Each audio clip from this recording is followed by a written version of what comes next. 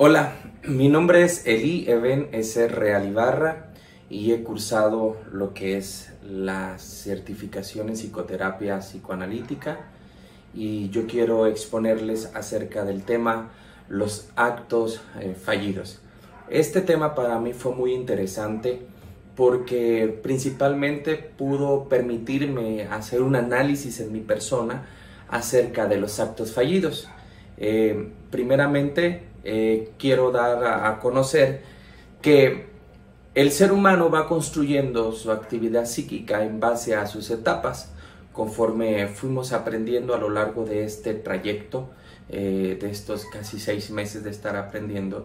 Una de las partes importantes que es que el ser humano cursa ciertas etapas de las cuales va haciendo su construcción psíquica, o sea, su aparato psíquico hace una estructura psíquica y en esa estructura psíquica es la que le queda marcada casi siempre para el resto de la vida.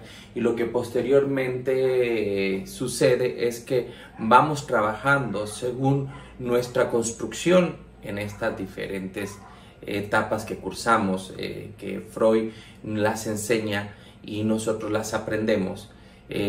Y posteriormente, después de esta construcción psíquica, una de las cosas que aparece dentro de esta estructura son los actos fallidos. Los actos fallidos son aquellos actos que permiten al ser humano solucionar de alguna forma a través de la psique su sentir o su pensar.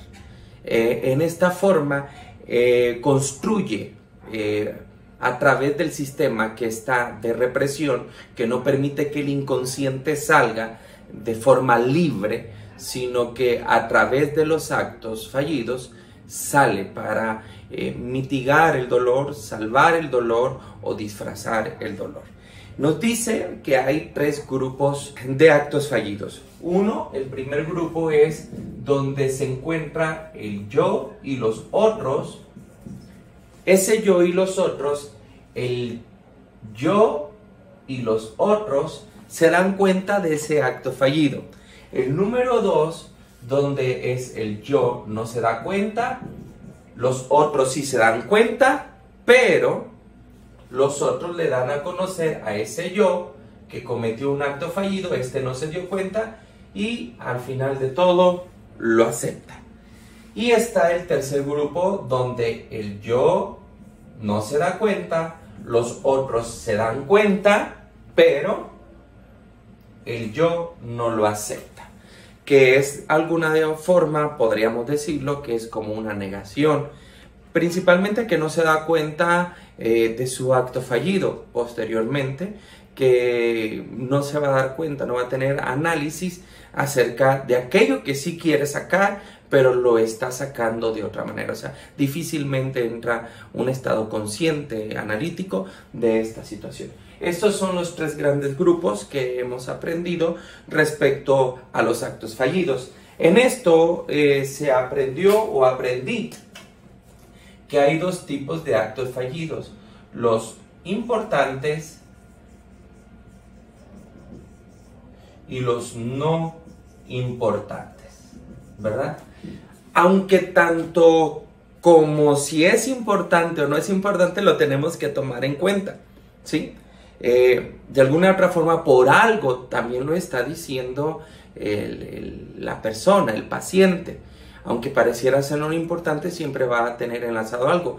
Nunca habla la persona nada más por hablar, pero sí va a tener cierta relevancia. ¿Por qué no son importantes? Porque tiene un flujo de la reminiscencia de lo que va ocurriendo del día y no probablemente sea una represión. Por eso podemos dividirlos en los importantes y los no importantes. Pues de ahí pasamos a lo que es los actos fallidos como tal, después de haber visto estos 3 grupos y las 2 grandes importancias, ¿verdad? De lo que es los actos fallidos. Encontramos que en los actos fallidos, uno de los que encontramos es el trabarse, que es ir como por decirlo así, en contra del deseo. Contrario. ¿Qué significa esto?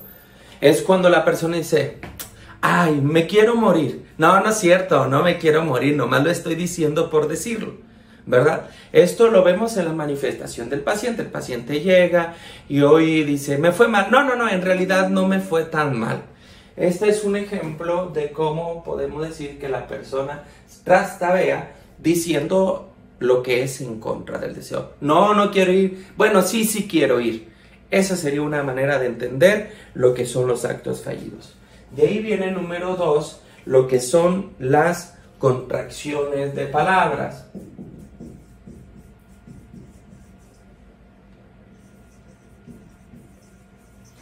Las contracciones de palabras nos las señala como esa parte donde el individuo junta dos tipos de palabra para tratar de decir algo, pero lo dice de esta manera. En esto podemos entender que es un deseo inconsciente de juntar cierto tipo de...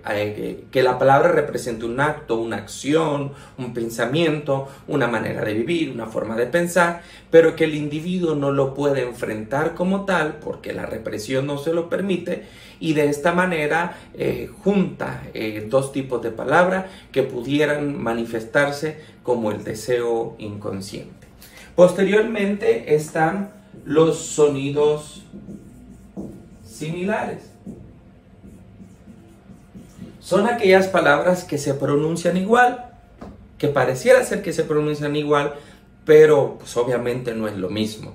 ¿Qué significa? Muchas veces el paciente puede referir que él quiso hacer cierta cosa y la palabra puede ser similar, pero no es la misma, sino revela su estado inconsciente. Es ahí donde la persona que está haciendo el análisis sobre el analizado busca encontrar cuál es el origen de por qué se da estos sonidos similares, qué parte del deseo inconsciente se manifiesta. Número 4, vienen los lapsus. Estos lapsus son importantes que nosotros lo podamos entender, porque tendrán que ver con escritura, ¿sí? Tendrá que ver con lectura y escucha.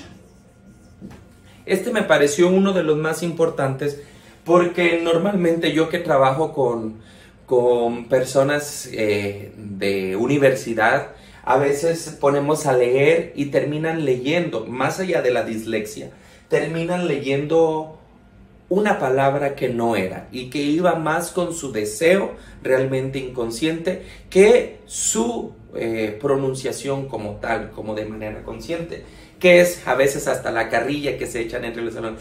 ¿A poco no querías decir eso? Sí, sí lo querías decir. Pues hay el error de lectura y hay el error de escritura, que el momento de escribirlo yo termino escribiendo lo que realmente yo deseo, contra la represión de lo que yo verdaderamente quiero expresar. En el escucha, este es muy palpable y entre los pacientes se manifiesta mucho porque cuando le preguntas, ¿y usted te escuchó realmente? Bueno, pareciera ser que yo escuché, y realmente cuando le preguntamos, pero en el fondo, en su inconsciente, ¿qué es lo que usted quiere escuchar? Bueno, pues es eso. Entonces ya después, cuando viene con un espejeo, puede entender que que realmente escuchó lo que la persona quería oír, que era un acto fallido como tal. También el número 5 son los olvidos de orden. Los olvidos de orden, bueno, a mí me pasaba mucho que me mandaban a hacer algo y terminaba haciendo completamente lo que yo deseaba, ¿no?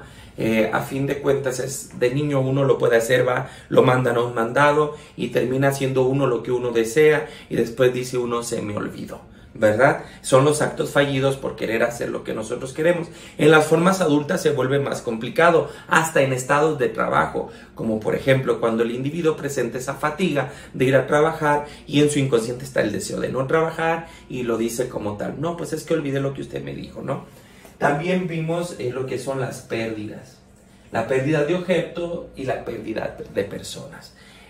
También yo lo he vivido al escuchar a los pacientes, como dice, es que normalmente pierdo mucho los objetos, realmente no sé por qué me pasa esto.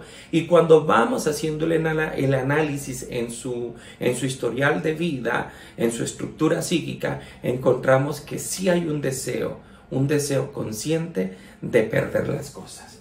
Posteriormente encontramos como el descomponer, número 7, descomponer las cosas. ¿Sí? Es cuando la persona en su deseo consciente no lo quiere hacer por la represión, pero posteriormente sí lo hace por ese deseo inconsciente de hacerlo de esa manera. Pues bueno, esto es a pocas palabras mi explicación acerca de los actos fallidos.